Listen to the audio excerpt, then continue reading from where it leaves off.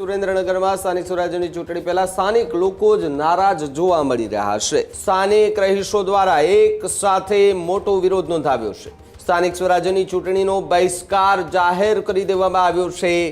રહીશો દ્વારા રસ્તા પર ઉતરી અને વિરોધ પ્રદર્શન કરવામાં આવ્યું। લીંબડી એ ચૂંટણી અધિકારીને લેખિત જાણ કરવામાં આવી હોવાની પણ વાત સ્થાનિક લોકોએ કરી છે। કોઈ પણ નેતાઓએ અહીંયા પ્રચાર પ્રસાર કરવા માટે આવવું નહીં, મત માગીને નહીં, પરંતુ પહેલા કામ કરો પછી મત માગવા આવજો। કોઈ નવો ચહેરો આવે તો એમને પૂછજો કે અમે તમને મત શું કામ આપીએ। આખો વિડીયો જોતા પહેલા હજુ પણ અમારી ચેનલને સબસ્ક્રાઇબ નથી કરી તો YouTube પર સબસ્ક્રાઇબ કરો અને Facebook અને Instagram પર ફોલો કરો।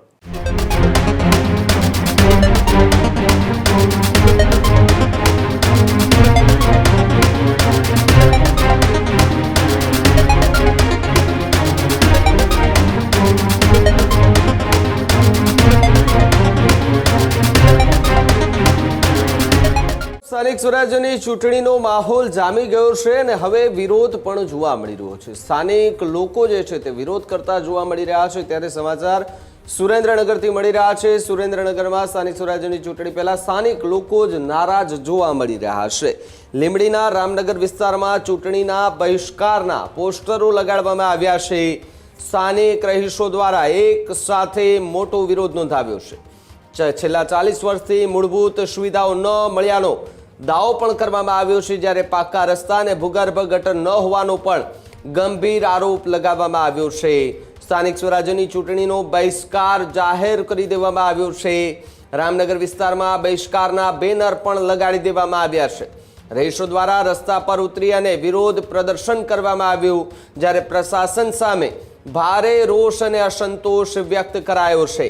લીંબડી એ ચૂંટણી અધિકારીને લેખિત જાણ કરવામાં આવી હોવાની પણ વાત સ્થાનિક લોકોએ કરી છે। ત્યારે જે ગેટ છે ગામનો, તે ગામના ગેટ પર મોટા બેનરો લગાવી દેવામાં આવ્યા છે અને કોઈ પણ નેતાઓએ અહીંયા પ્રચાર પ્રસાર કરવા માટે આવવું નહીં અને અહીંયા તમારે આવવું હોય તો પહેલા અહીંયા તમારે કામ કરવા પડશે। મત માગીને નહીં, પરંતુ પહેલા કામ કરો પછી મત માગવા આવજો। સાથે જ અને સ્વાભાવિક છે કે આવા દ્રશ્યો અને આવા પોસ્ટરો દેખાવા જરૂરી પણ છે, કારણ કે લોકોને જાગૃત થવું જોઈએ। હવે લોકો જો જાગૃત નહીં થાય અને લોકો માત્ર ને માત્ર જો પોતાને મતો આપશે અને છતાંય કોઈ કામ નહીં થાય તો એ નેતાઓને પણ બતાવવું રહેશે કે અમારા મત કંઈ મફત નથી આવતા, અમારા મતે તમને ખુરચી મળે છે।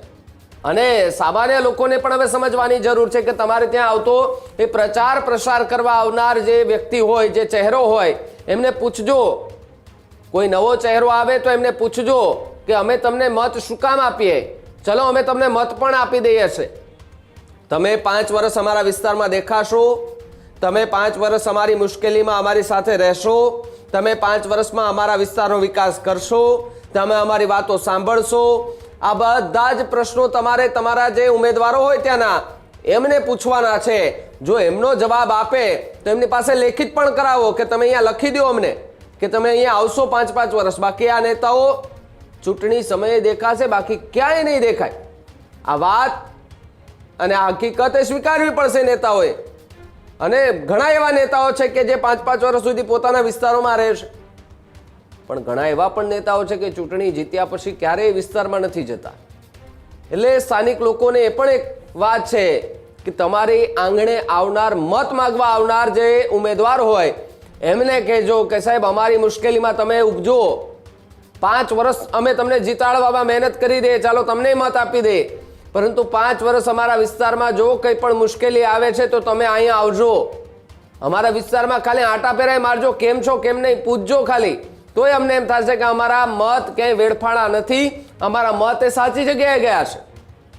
પણ જો અમે તમને મત આપીએ અને તમે જીતી ગયા અને પછી તમે અહીંયા દેખાણા નહીં, તો પછી અમે સવાલ કરીશું કે ત્યારે તો તમે મોટી મોટી વાતો કરતા હતા, હવે ક્યાં ગયા। સવાલ અહીંયા એ ઊભો થઈ રહ્યો છે કે હવે સ્થાનિક લોકો જાગૃત થતા જોવા મળી રહ્યા છે। પોતાના વિસ્તારના 5-5 વર્ષ સુધી કામ ન થાય અને ચૂંટણી ટાઈમે મસ્ત મજાના પોસ્ટરો લગાડી અને નેતાઓની ઊંઘ હરામ કરી દેવાની, અને પછી નેતાઓ દોડતા થાય અને હવે સમજાવશે કે હવે અમે તમારા વિસ્તારનો વિકાસ કરી દેશું। તો ભાઈ 5 વર્ષથી વિકાસ નથી થયો તો હવે શું વિકાસ થવાનો?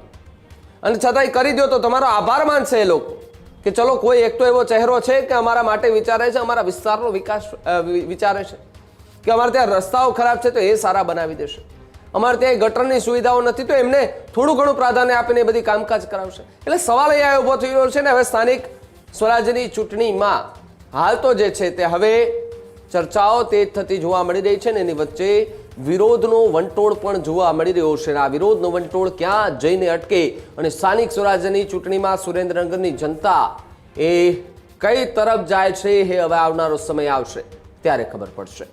આ જ પ્રકારની તમામ અપડેટ જોવા માટે ન્યૂઝરૂમ ગુજરાતને લાઇક, શેર અને સબસ્ક્રાઇબ કરવાનું ભૂલતા નહીં.